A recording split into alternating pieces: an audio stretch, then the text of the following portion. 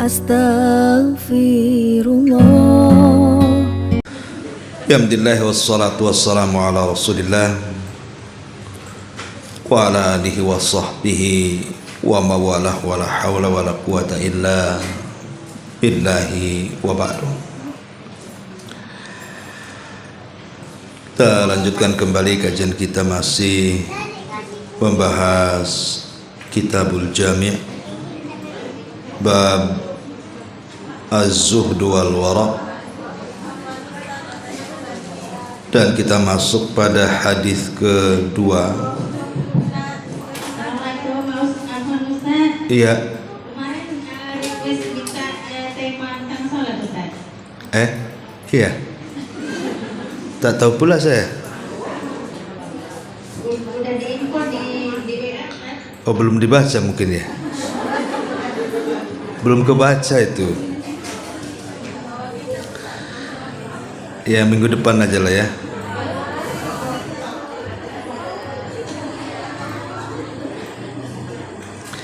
Karena kalau fikih sholat nggak bisa sekali pertemuan itu. Beberapa pertemuan, Ustaz. Jadi diganti kitabnya gitu. Nggak diganti, Ustaz. Maksudnya ini tentang yang ya fikih sholatnya yang sunnah, wajib, rukun, itu aja, Ustaz. Nggak, maksudnya kajian diselang-seling gitu. Ini kitab jami, nanti minggu depannya kitab sholat gitu. Tidak, maksudnya nanti udah selesai tentang sholat bisa kembali ke ini lagi, ke Al-Jami, Ustaz. Oh, jadi Pentingnya ya sebagai murojaah, bagi juga yang baru gabung gitu, Ustaz. oh gitu. Ya nggak apa-apa, minggu depan aja kita carikan kitabnya aja yang ringkas nanti.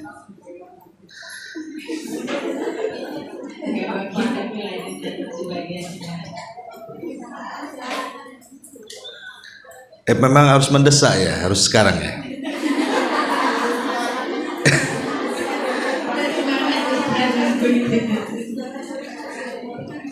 Masa nggak bisa nawar?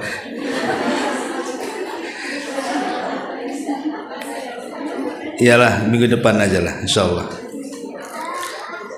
Karena semalam saya nggak baca kan. Kalau baca kan saya bawa bukunya gitu, jadi enak, tertib jadinya. Kalau hanya modal hafalan kan nggak tertib, nggak enak juga. Karena pembagian sholat ini banyak masalahnya kan. Dari syarat-syaratnya, rukun-rukunnya, wajib-wajibnya, sunnah-sunnahnya, dan itu urut sifatnya. Ya, insya Allah minggu depan kita lanjut saja hadis yang kedua dari Kitabul Jami'. An Abi Hurairah radhiyallahu anhu qala qala Rasulullah sallallahu alaihi wa ala alihi wasallam, ta'isa abdu dinar wad dirham wal qatifati in u'tiya radiya wa illam yu'ta lam yardah. Akhrajahul Bukhari. Dari Abu Hurairah radhiyallahu anhu, dia berkata, Nabi sallallahu alaihi wasallam bersabda, celaka dan binasa hamba-hamba dinar dan dirham. Kemudian juga celaka dan binasa hamba-hamba pakaian indah yang bercorak, jika diberi dia senang, jika tidak diberi dia pun tidak senang. Hadis ini dikeluarkan Imam Bukhari. Ma'asyiral muslimat yang dimuliakan Allah Subhanahu wa taala, hadis ini membicarakan kepada kita tentang kondisi hari ini. Jadi Nabi Shallallahu Alaihi Wasallam bersabda 14 abad yang silam itu menjadi sangat jelas terang dan kenyataan apabila kita melihat fenomena hadis ini kita terapkan di zaman sekarang. Di sini Nabi SAW mengatakan ta'isa abdu dinar, celaka dan binasa hamba-hamba dinar dan juga dirham. Ibu jangan berpikir bahwa maksudnya hamba uang di sini ibu keluarkan uang 100.000 kemudian diletakkan di depan, kemudian ibu sujud di situ, ibu ruku pula di situ kepada uang. Bukan seperti itu, karena nggak ada yang melakukannya yang seperti itu. Ditaruh uang satu gepok kemudian kita sujud di depan uang, nggak ada. Yang dimaksud abdu dinar dan dirham di sini artinya keterikatan hati. Hati kita ini terpaut dengan uang, di mana dalam setiap harinya hati dan pikirannya itu hanya memikirkan bagaimana cara menghasilkan uang sebanyak-banyaknya, sehingga tidak mempedulikan lagi apakah cara mendapatkannya dengan halal ataukah dengan haram. Yang jelas dia harus dapat uang dan juga uang. Sehingga harusnya malam hari sebelum tidur itu baca doa tidur, malah dia mikirin uang aja untuk besok, cemana cari kerja dan begitu seterusnya. Nanti bangun tidur juga gitu juga gitu ya. Dan sepanjang hari hatinya hanya terpaut dengan dirham dan dinar. Ya kalau di negeri kita ya rupiah, ringgit, dolar dan yang semacamnya. Inilah yang dimaksud dengan ta'isa abdu dinar. Keterkaitan hati terhadap uang. Ketika kemudian hati kita ini terus terpaut dengan uang tadi, berarti kita sudah menjadikan uang itu sebagai Tuhan kita dan kita menjadi hambanya. Dan ini lebih besar pengaruhnya dibandingkan hanya sekedar ruku dan sujud kepada uang. Karena bagaimanapun hati ini tidak boleh diberikan kecuali kepada Allah.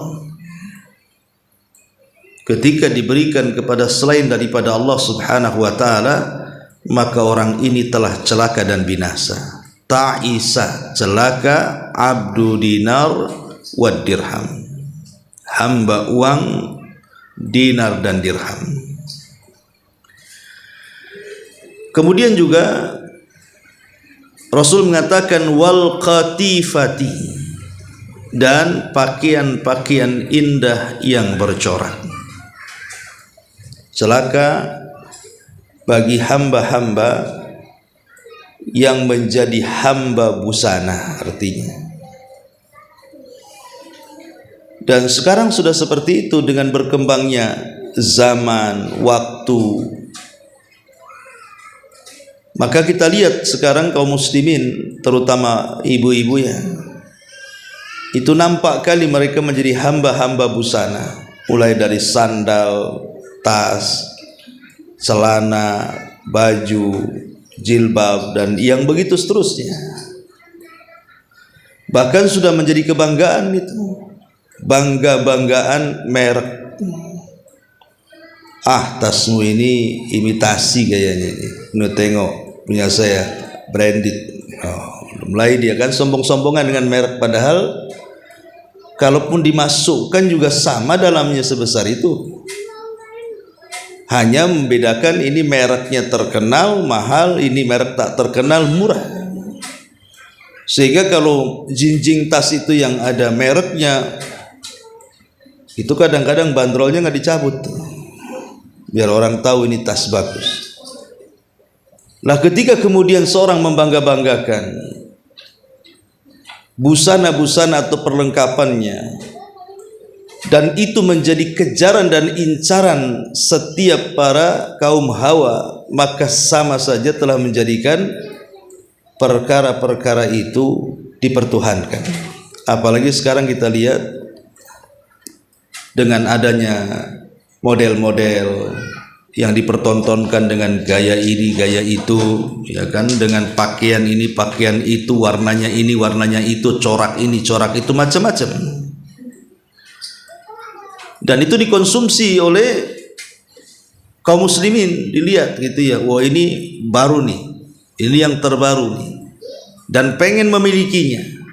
Nah, ini sudah menjadikan busana itu sebagai Tuhan dan dia sebagai hambanya.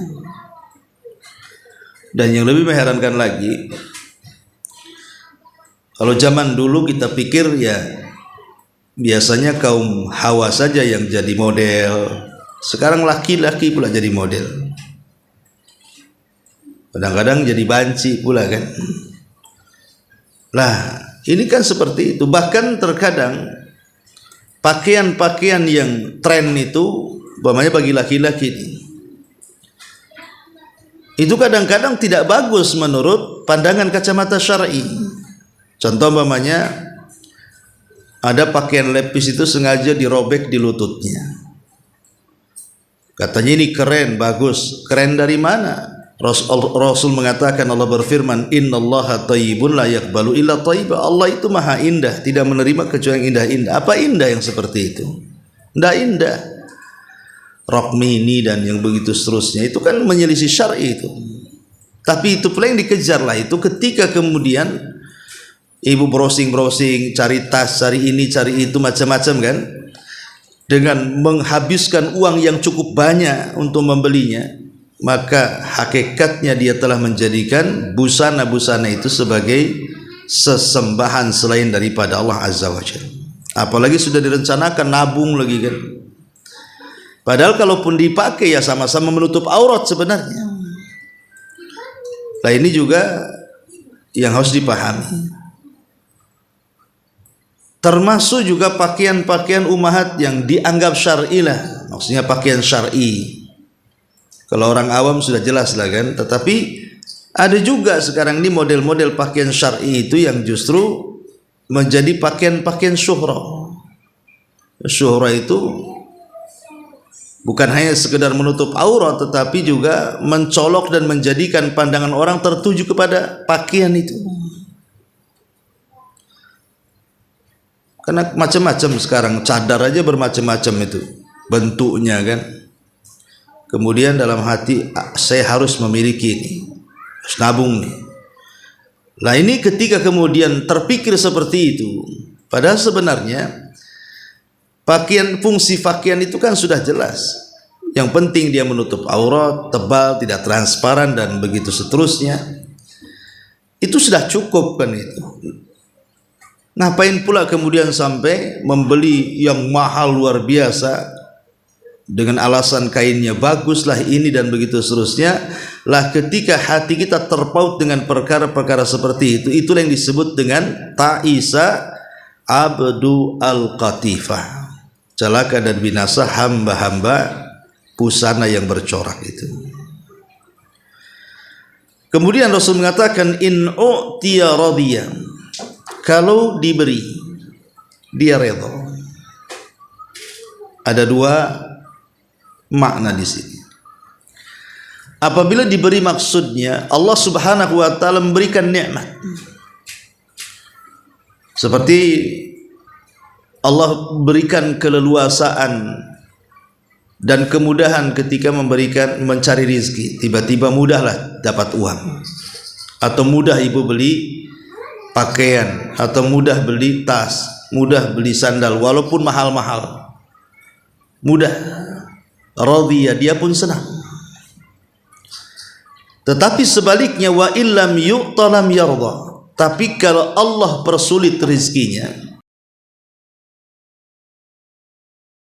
uang, sulit untuk membeli ini itu, membeli pakaian yang bagus, membeli tas yang bagus, dipersulit oleh Allah Subhanahu wa taala, lam yarda, dia pun tidak senang, menganggap Allah itu sudah menghina dia. Kalau diluaskan rizkinya, menganggap Allah itu sudah menyenangkan dia. Ini makna yang pertama.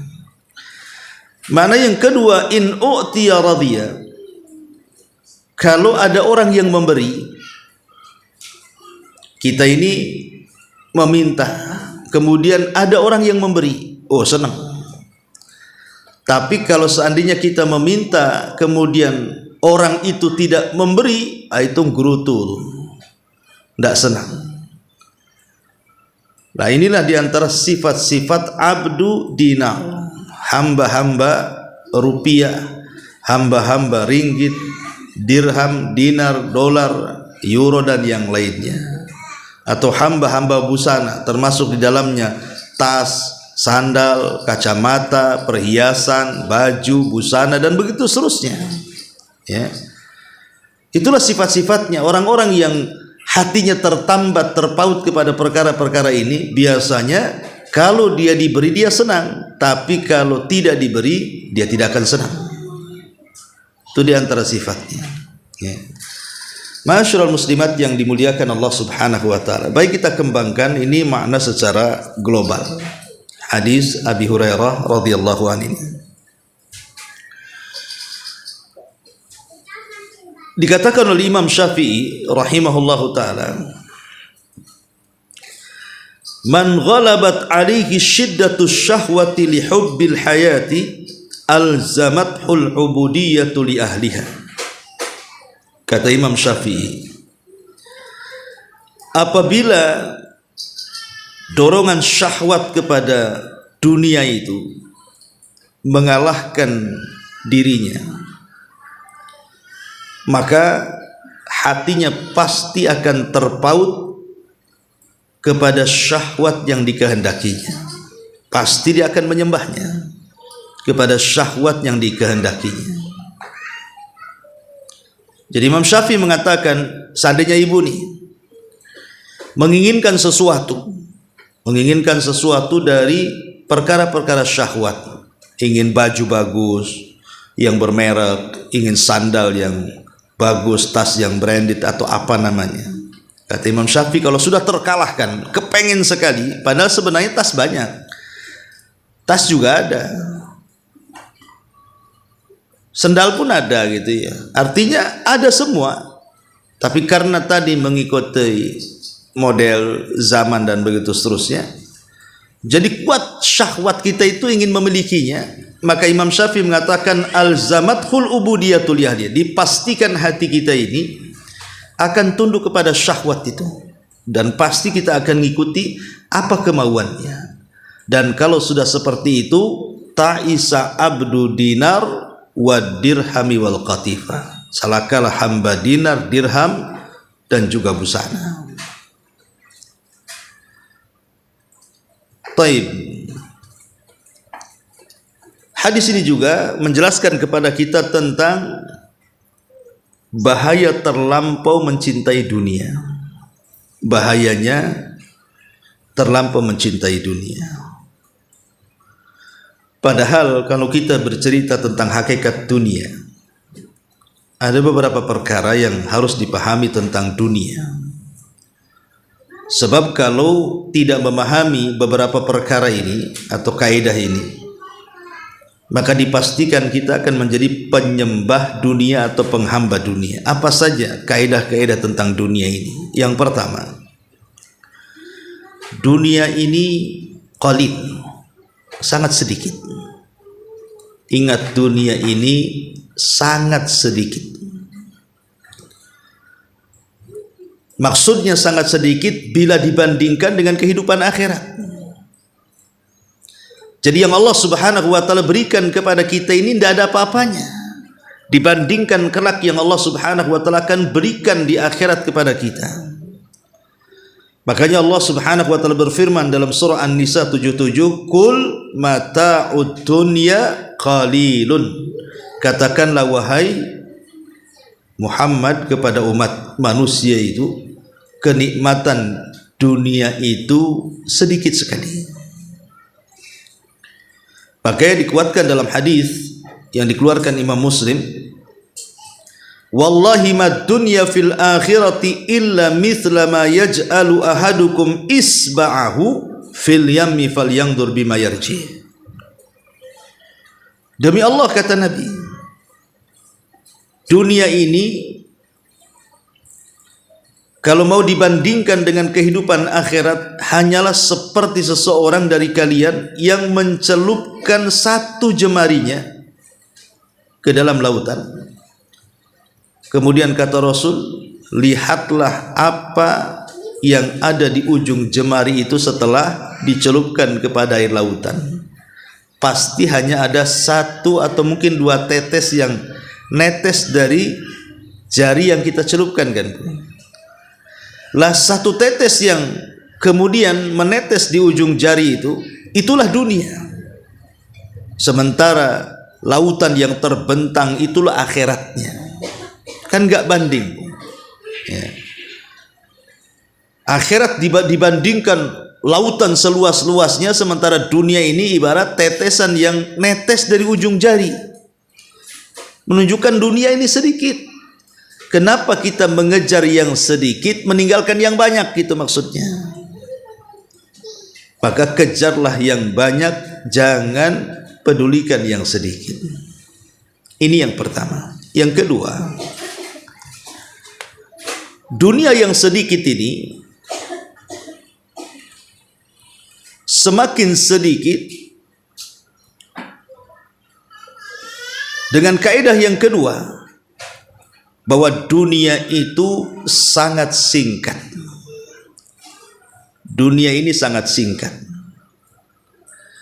Allah Subhanahu wa taala berfirman dalam surah Al-Mu'minun ayat 112. Qala kam labistum fil ardi adada sinin. Qalu labisna yawman aw ba'da yawmin fas'alil adin. Allah bertanya, ayat ini menceritakan tentang orang-orang yang hidup di padang mahsyar. Jadi kalau manusia sudah dikumpulkan di padang mahsyar, maka Allah Subhanahu wa taala akan bertanya kepada manusia di padang mahsyar yang mereka akan berdiri 50.000 tahun di situ. Ya tentu bagi orang-orang kafir, tapi bagi orang-orang yang beriman tentu sesuai dengan amalannya. Tapi yang jelas bahwa manusia ketika berdiri padang mahsyar itu kan tidak ada yang tahu lamanya kecuali Allah. Sehingga Allah Subhanahu wa taala berfirman kepada manusia, berapa tahun kalian pernah tinggal di bumi? Berapa tahun kalian pernah tinggal di permukaan bumi? Qalu, maka orang-orang yang ada di padang mahsyar mengatakan, labisna yauman aw ba'da yaum. Boleh jadi kami tinggal di bumi ini satu atau sebagian hari saja, katanya. Maka tanyakanlah kepada orang-orang yang menghitung. Dari ayat ini kita tahu bahwa selain dunia ini sangat sedikit dan akhirat itu sangat banyak, dunia juga sangat singkat dan akhirat itu sangat kekal. Jadi dunia ini sangat singkat. Berapalah umur kita dibandingkan dengan dunia ini? Jadi dunia ini sudah singkat, dipersingkat pula dengan umur kita kan. Ada orang di usia 30 tahun dia mati. Ada orang di usia 40 tahun dia mati. Ada orang di usia mungkin 70 tahun dia meninggal. Tapi ada juga baru dilahirkan dia mati. Baru 2 tahun dia mati. Ini menunjukkan bahwa dunia ini sangat singkat. Dan terbukti kan begitu, banyak orang-orang yang mereka tidak diberikan usia panjang sudah meninggal. Dunia ini jangan sampai kemudian kita tidak mendapatkan kenikmatan di akhirat. Ingat ada istilah para ulama itu, bahwa dunia ini tempat bercocok ladang. Kapan dituainya? Ya kelak di akhirat. Jadi dunia ini tempat bercocok ladang kita. Kalau kita berladang kebaikan, maka kita akan menuai kebaikan kelak di akhirat. Lah karena dunia ini sangat singkat, maka jangan disia-siakan. Karena walaupun dunia ini tidak lama dan akhirat itu pasti selama-lamanya, tapi selama-lamanya kehidupan akhirat itu ditentukan dengan singkatnya kehidupan dunia. Jadi harus pandai-pandai kita ini mencari pahala di dunia. Ini kaidah yang kedua, bahwa dunia ini sangat singkat dan akhirat itu sangat panjang.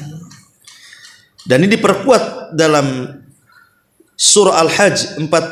Allah mengatakan, inna yauman inda rabbika ka alfi sanatin mimma ta'udun. Satu hari kehidupan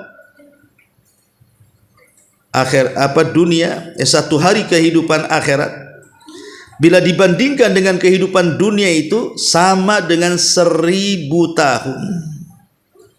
Nauzubillah ya, kalau seandainya adalah salah seorang manusia itu karena dosanya, kemudian Allah masukkan satu hari saja di neraka, maka kalau Allah takdirkan dia masuk neraka hanya satu hari, maka itu sama dengan disiksa di dunia itu 1000 tahun. Kan ngeri bu, satu hari masuk neraka sama dengan disiksa di dunia 1000 tahun. Itulah dunia sangat singkat. Yang ketiga, dunia ini sudah sedikit, dunia ini sudah singkat, dunia ini pula lah tempat ujian dan cobaan manusia. Dunia ini tempat ujian dan cobaan. Makanya jangan heran bu, saya, ibu atau siapapun pasti di dunia ini mengalami apa yang disebut dengan ujian dan cobaan dari Allah.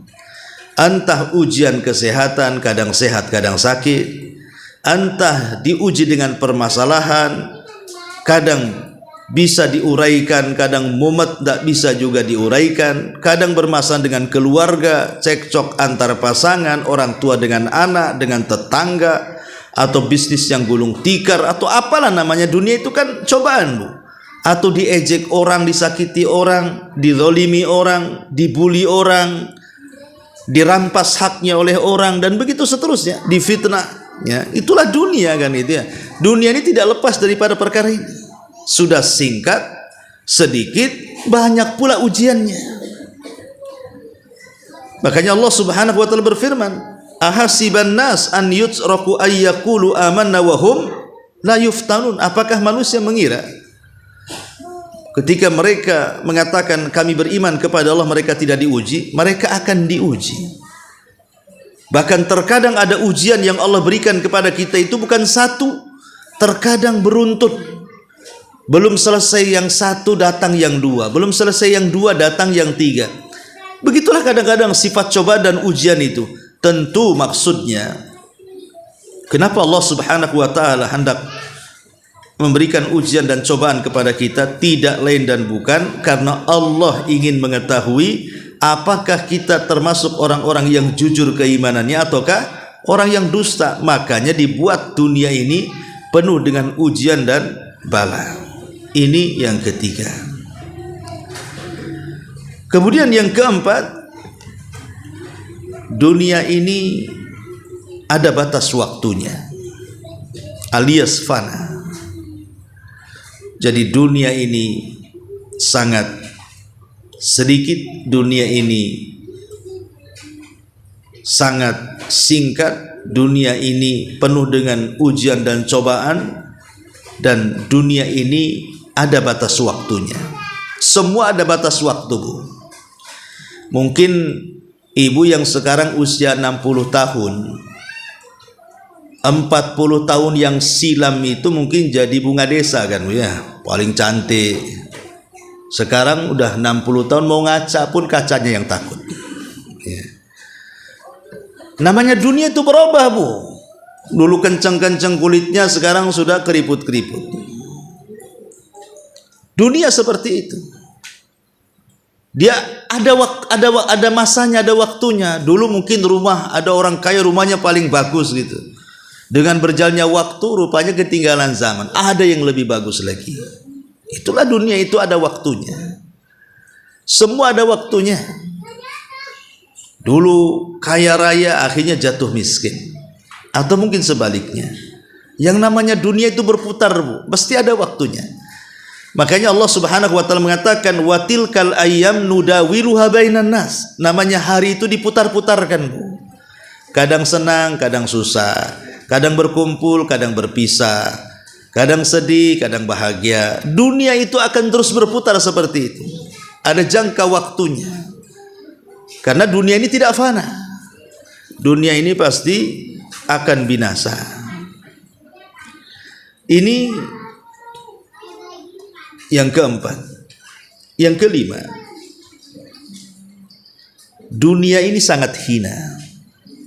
Sesuai dengan namanya. Dunia ini kan diambil dari kata-kata ad-dunya, lidana atihi, kata ulama. Kenapa dunia disebut dunia? Karena kehinaan dunia itu. Karena memang dunia itu hina. Dunia itu hanya menipu semata. Dia bukan sebuah kemuliaan. Dunia ini sebuah kehinaan. Makanya kenapa kemudian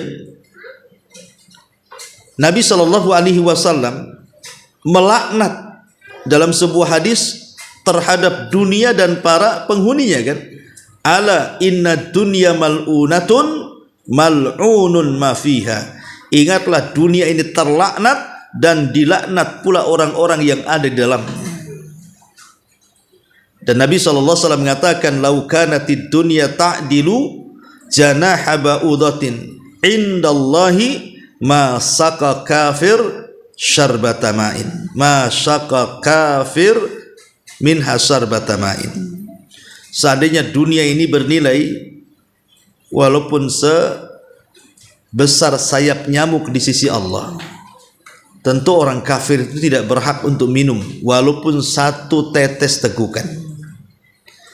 Tapi karena dunia ini tidak ada manfaatnya, hina, makanya orang-orang kafir itu diberikan keluasaan makan sepuasnya, minum sepuasnya, cari harta sepuasnya, mengumpulkan kain sepuasnya.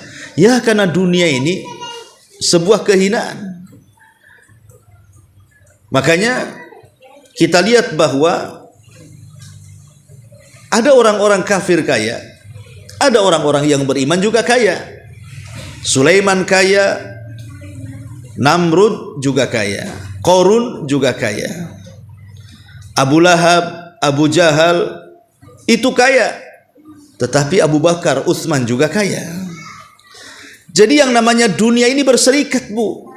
Si mukmin punya dunia, si kafir punya dunia.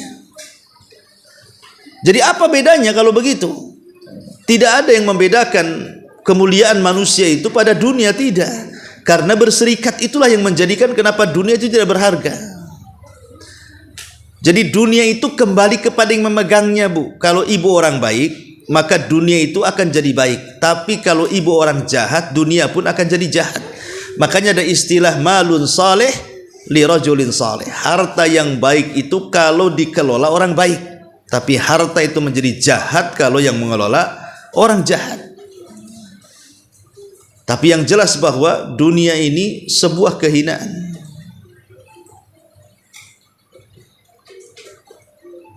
Aisyah Ummul Mukminin radhiyallahu anha, sewaktu tuanya itu kan buta, Bu, ya, Aisyah itu. Jadi dengan kebutaannya Aisyah itu terkadang meraba-raba isi barang di rumahnya itu. Kalau keraba kursi, maka dia akan panggil tuh pembantunya, pembantuku kemari, ambil kursi ini, sedekahkan kepada Fulan ibn Fulan. Nanti besoknya lagi dia ngeraba-raba lagi, ketemu meja. Nanti dia panggil lagi tuh pembantunya, wahai pembantu, ambil meja ini, sedekahkan kepada Fulan ibn Fulan. Nanti ngeraba lagi, ketemu kulkas, ketemu ini. Pokoknya sampai habis, Bu, isi rumahnya tuh. Isi rumahnya sampai habis disedekahkan. Itu sebelum meninggalnya Aisyah tuh. Jadi sebelum meninggal Aisyah itu betul-betul dia sedekahkan semua barang-barang yang ada di rumah itu. Sampai-sampai pembantunya mengatakan, wahai Ummul Mukminin, kalau engkau sedekahkan semuanya, habislah ini barang-barang di rumah ini. Maka Aisyah radhiyallahu anha mengatakan, ingat bahwa kehidupan kita bukan di dunia, kehidupan kita di akhirat. Wal akhiratu khairun wa abqa. Dan akhirat itu lebih baik dan kekal. Itulah Aisyah mengajarkan kepada kita bahwa dunia ini tidak ada manfaatnya. Asal dunia itu hina, menjadi mulia itu ya tadi kalau seandainya disedekahkan, maka dunia ini akan menjadi mulia. Makanya kenapa orang-orang yang ada di kuburan itu mereka meminta kepada Allah untuk dikembalikan ke dunia itu supaya bisa bersedekah. Karena semasa hidup di dunia dia jarang bersedekah. Dan itu Allah gambarkan dalam Al-Quran, laula akhartani ila ajarin qarib fa asaddaqa wa akum minas salihin. Ma'asyiral muslimat yang dimuliakan Allah Subhanahu wa taala. Jadi dunia ini sangat hina. Kemudian juga yang terakhir bahwa dunia ini bisa mempengaruhi segalanya. Dunia ini bisa mempengaruhi segalanya. Yang dulunya rajinlah ke pengajian, tiba-tiba kemudian ada usaha sikit, mulai datang, mulai tidak datang. Udah kayak puasa Daud, ya, datang nggak gitu. Nanti kalau mulai besar tuh usahanya Bu, wah itu mulai jarang-jarang datangnya, setahun sekali datangnya. Kalau sudah besar sekali udah hilang tuh. Kemana Umi Anu tuh? Udah jadi pengusaha Pak Ustadz katanya. Udah susah saya aja ngontek diblokir. Jadi orang kalau sudah dikuasai dunia, karena ada orang-orang begini Bu, sebelum dia kaya, sebelum dia mampu, kadang-kadang bagus niatnya itu. Karena saya kenal seseorang itu, dia mengatakan, Ustadz doakan saya kalau Allah lancarkan usaha saya, insya Allah kita bantu pondok Ustadz katanya. Bagus kan Bu, itu cita-citanya bagus. Dan saya kira semua orang yang fitrahnya lurus, otaknya sehat, pasti dia akan berpikir kalau saya punya uang, saya akan bangun pesantren, bangun masjid, bangun musola, bangun panti asuhan, bangun macam-macam lah, ya. Jadi dia berpikir itu kalau dia kaya pasti dia bisa menguasai harta. Tetapi kalau itu Allah kabulkan betul-betul kaya, mungkin dia menguasai harta? Mustahil. Boleh jadi terbalik, harta yang menguasai dia. Bukan kita yang menguasai harta kan, tapi harta yang menguasai dia. Buktinya Bu, bagaimana harta menguasai orang itu. Ada orang usianya sudah kepala 60 tahun ke atas, atau kepala 7 gitu ya, 70 tahun ke atas. Dan dia sudah kaya. Kalaupun kemudian dia duduk manis di rumahnya, kemudian banyak-banyak beribadah, bolak-balik ke masjid, banyak-banyak berzikir dan baca Quran, itu sebenarnya akan kelaparan hidupnya. Tapi justru kita lihat bagaimana dunia itu menguasai orang loh. Walaupun orang sudah kaya, seandainya dia tidak bekerja 7 turunan pun tidak akan kelaparan. Tetap saja ambisi mencari dunia itu semakin kaya semakin gila Bu. Semakin kaya semakin gila, semakin ambisi. Padahal sudah kaya, tinggal ibadah saja dia. Itulah kalau dunia sudah menguasainya. Makanya kenapa kemudian para ulama mengatakan bahwa sirru tughyan, rahasia bejatnya orang itu adalah ketika dikuasai dunia. Rahasia bejatnya orang itu karena dunia. Dulu sebelum ada dunia dia baik-baik saja, setelah ada dunia jadi bejat gitu maksudnya. Lah itulah si Korun contohnya. Dulunya orang baik, orang soleh, ketika diberikan kekayaan jadi kufur, jadi jahat, bahkan menentang Nabi Musa alaihi salatu wassalam. Ma'asyiral muslimat yang dimuliakan Allah Subhanahu wa taala. Lah di sini hadis yang kedua ini Rasul mengatakan celaka hamba-hamba dinar, hamba-hamba dirham, hamba-hamba busana. Celaka mereka. Kenapa mereka dikatakan celaka dan binasa? Karena mereka menghambakan diri bukan kepada Allah. Mereka menghambakan diri kepada selain daripada Allah Subhanahu wa taala. Dan ini salah satu fitnah dunia yang paling besar. Ingat Bu ya, dunia ini bisa memfitnah kita sampai ke taraf menyembahnya. Ya.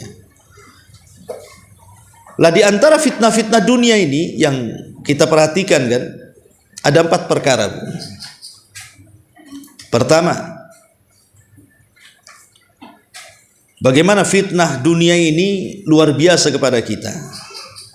Jam'ud dunya minat tariq al-harami minar riba wal ghishi was sariqati wa ghairiha. Pertama di antara fitnah dunia adalah seseorang mengumpulkan dunia dari cara-cara yang diharamkan seperti riba, menipu, mencuri dan yang semacamnya. Dan itu sudah terjadi hari ini. Makanya tadi saya singgung hadis Nabi, ya'ti 'alan nasi zamanun la yubalil mar'u bima akhadal mal. Akan datang zamannya, kata Rasul, di mana manusia itu tidak peduli dalam mencari harta. Mau cara tipu-tipuan, mau cara mengambil hak orang, mau cara menukar-nukar ataupun mengurang-urang takaran timbangan atau curang dalam dagangan dan begitu seterusnya. Lah itu bagian daripada fitnah yang menunjukkan saking kita menyembah dunia itu, menyembah dinar dirham itu, sampai kita nggak peduli mengumpulkan harta itu dari jalan mana. Yang penting dapat uang. Ini yang pertama. Yang kedua, al-mubalaghatu fil ishtighali bi jami'iha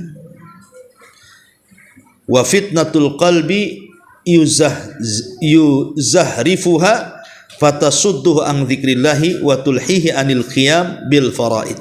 Yang kedua, karena saking sibuknya mencari dunia, otaknya itu hanya dunia, duit gitu ya, maka hatinya akan terlalaikan dari apa? Terlalaikan dari hal-hal yang harusnya dilakukan seperti kewajiban. Gara-gara mengejar dunia meninggalkan sholat. Ya, kan itu kebanyakan, Bu. Walaupun ada juga yang nggak mengejar dunia nggak sholat, itu yang lebih parah tuh. Di rumah aja nganggur, tapi nggak mau sholat, kan kurang ajar, Bu, kan? Ya kalau umpamanya orang itu di luar memang bekerja saking inginnya supaya dilebihkan kekayaannya itu sampai lupa, ya wajar kan? Ada yang dituju gitu. Ini nggak ngapa-ngapain di rumah, lo nggak sholat tuh gimana ceritanya? Nah ini lebih parah lagi, kuadrat orang kayak gini kan. Yang sibuk dengan dunia kalau meninggalkan sholat saja termasuk melakukan dosa besar, apalagi orang yang tidak sibuk kemudian tidak sholat, apa hukumannya? Ya. Nah inilah yang kemudian kenapa dunia menjadi fitnah, karena bisa melalaikan hatinya sehingga lalai dari zikir kepada Allah, lalai untuk melaksanakan kewajiban Allah dan begitu seterusnya. Kemudian yang ketiga, al-ghuluwu fi mahabbatid dunya, ekstrim terhadap kecintaan kepada dunia sampai tingkat kikir. Bukan hanya kikir kepada orang, kikir sama dirinya sendiri juga begitu. Uangnya banyak, Bu.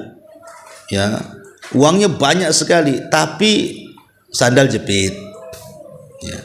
Kemudian pakaiannya pun lusuh-lusuh, ndak rapi. Uangnya banyak padahal itu. Padahal kita tahu bahwa Allah itu kan baik, suka yang baik-baik. Allah itu indah, suka yang indah-indah. Kalau punya uang belilah yang bagus kan itu. Itu sebagai bentuk tahadus bin nikmah namanya. Menampakkan nikmat Allah. Ada orang ya kalau tujuannya zuhud mungkin bagus, ya kan? Tapi bukan, kadang-kadang memang tujuannya pelit gitu ya. Takut dia mengeluarkan uang. Jadi buat apa uang itu disimpan aja? Nggak pernah dinikmati sama kita, atau mati tersimpan gitu saja uangnya kan rugi itu, akalnya nggak main di situ. Lah dari sini ketika kemudian dunia ini teramat sangat dicintai sampai kepada tingkat kikir, itulah dia akan menjadi hamba-hamba uang jadinya. Dan yang terakhir, akibat terlampau cinta kepada dunia, maka pandangannya akan tertutup dari pandangan yang hak. Gara-gara dunia itu, Bu, itu akan tertutup pandangan dia dari yang baik dengan yang buruk itu. Contoh nih, Bu. Dulu pernah saya contohkan, ibu punya anak gadis.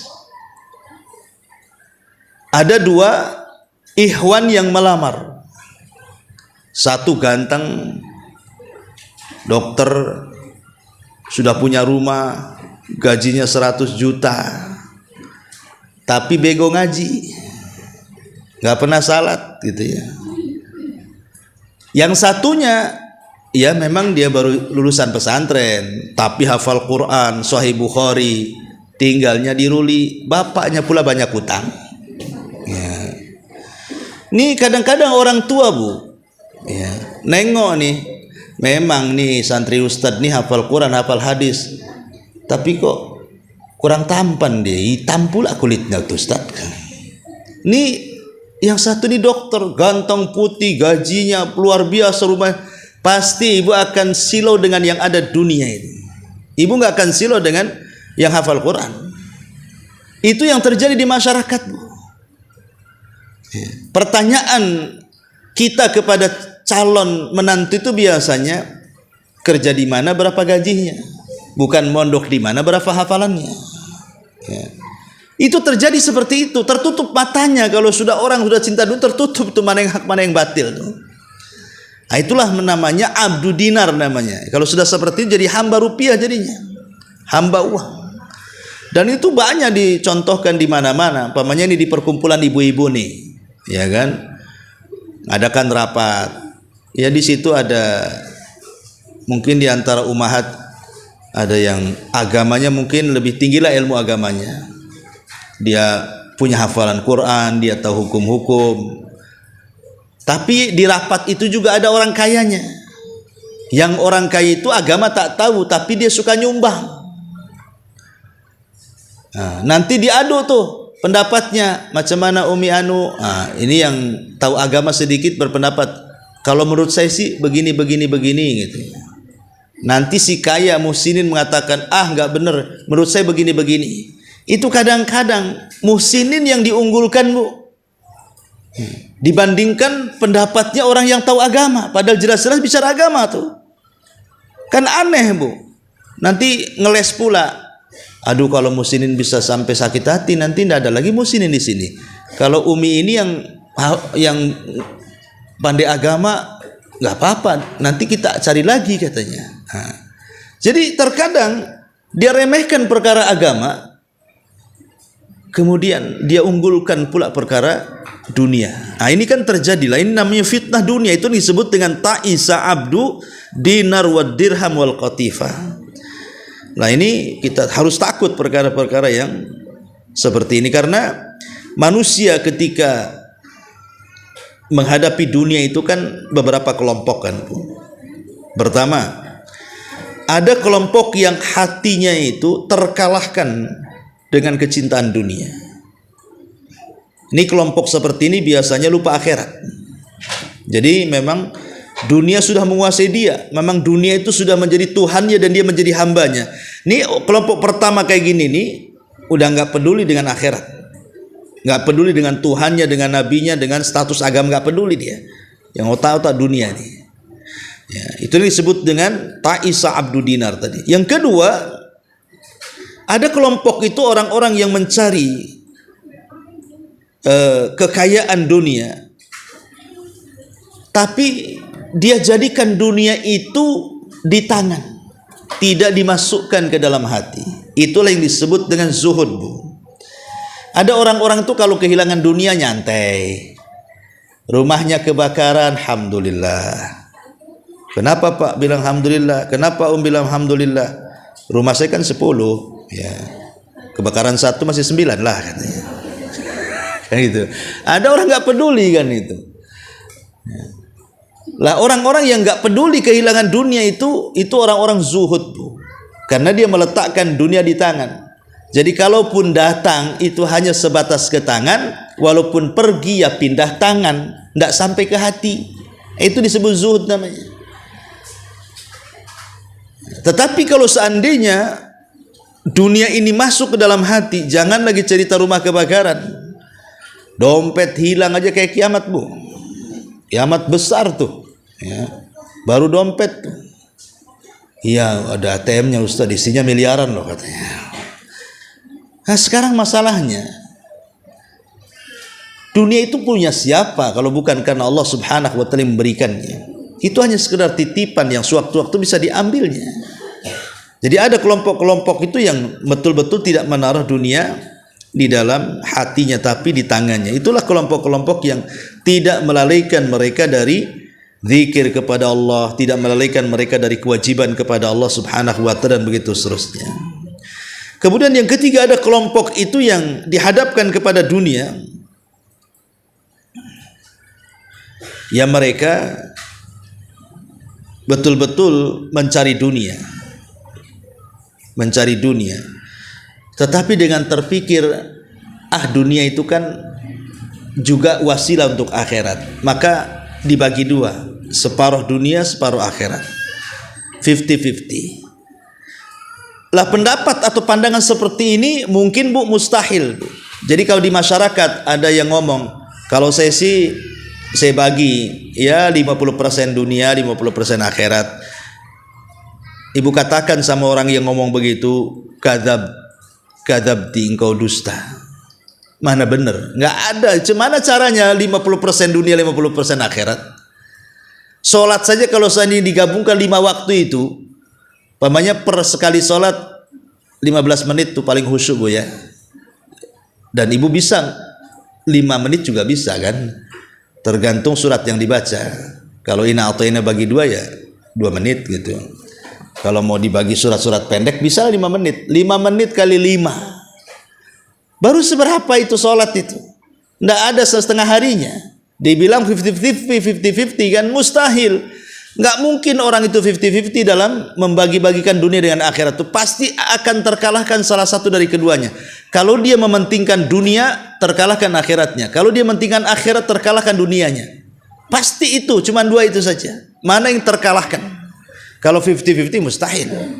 Dan tidak bisa juga kita menghitungnya macam mana 50-50. Ya, intinya bahwa dunia ini bisa mencelakakan kita. Lah di antara fitnah-fitnah dunia yang mencelakakan manusia, yang terkadang menjadi hamba dunia dibandingkan akhirat, pertama fitnatul mal, fitnah harta. Yang kedua fitnah an-nisa, fitnah wanita. Yang ketiga fitnah hubbur riasah, fitnah cinta kedudukan dan kepemimpinan. Yang keempat fitnatul ma'azif, fitnah nyanyian, musik dan yang semacamnya. Kemudian yang kelima fitnatu as-sukkar, fitnah mabuk, khamar, narkoba dan yang semacamnya. Itulah fitnah-fitnah yang mendominasi manusia. Inilah fitnah yang mendominasi manusia: harta, wanita, tahta, musik, mabuk. Nah, itulah diantara yang disebutkan yang bisa seseorang itu melalaikan akhirat dan ujung-ujungnya menjadi abdu dinar wa dirham. Wallahu alam. Ini diantara sedikit syarah dari hadis yang kedua. Tapi sampai di sini kita buka tanya jawab.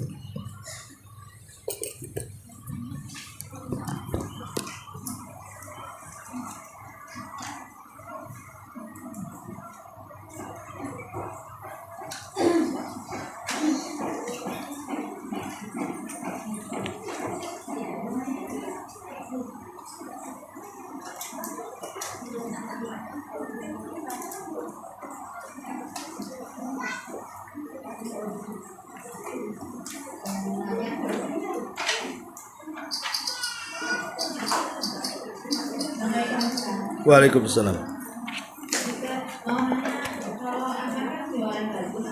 Ya.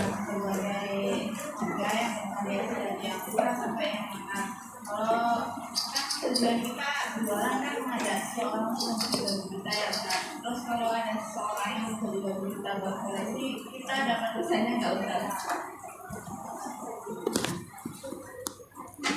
Oh, ibu jualan baju koleksi. Oh, ibu jualan baju, kemudian ada orang yang datang beli baju untuk koleksi dia. Apakah ibu dapat dosanya? Gitu. Iya, alhamdulillah. Ya, asal jual beli halal-halal saja, kecuali yang diharamkan dalam syariat. Selama yang ibu jual itu benda-benda halal, benda-benda yang baik, maka halal.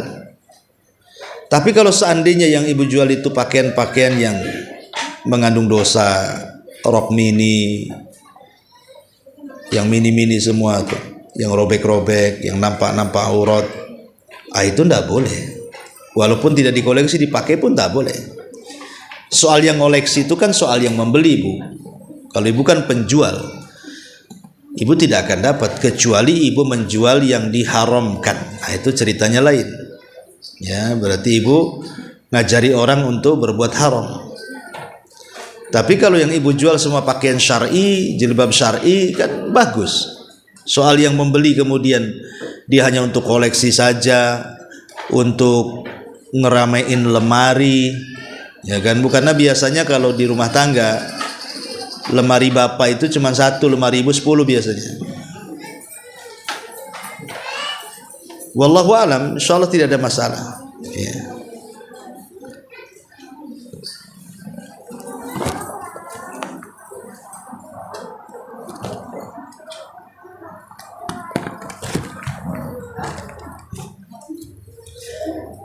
Iya, saya kira cukup ya. Kita tutup dengan doa